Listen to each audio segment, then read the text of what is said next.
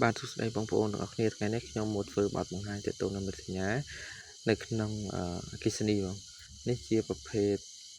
កុងតាក់ជើងពីរមកពោលឈ្មោះនៅលើ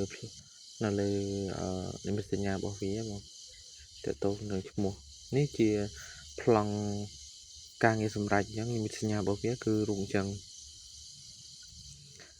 គឺវាមានរូបហើយមួយទៀតប្លង់ការងារដំឡើងនៅលើប្លង់បងតាក់ទងនឹងការងារដំឡើងនៅលើប្លង់នេះជាប្លង់នៅលើការដ្ឋានផ្ទាល់បង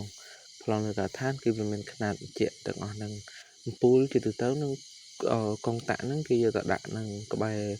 ទ្វារហ្នឹងហើយទៅមកសញ្ញាពូនចុចពើខៀវហ្នឹងជា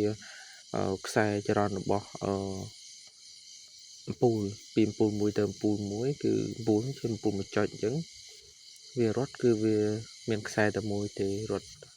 ពីពូលមួយទៅពូលមួយហើយខ្នាតហ្នឹងគិតជាមីលីម៉ែត្រហ្នឹងជារូបពិតនៅលើការដ្ឋានជាក់ស្ដែងបងដែលយើងទៅទិញនៅកន្លែងដេប៉ូគេគឺនិមិត្តសញ្ញាគឺរូបចឹង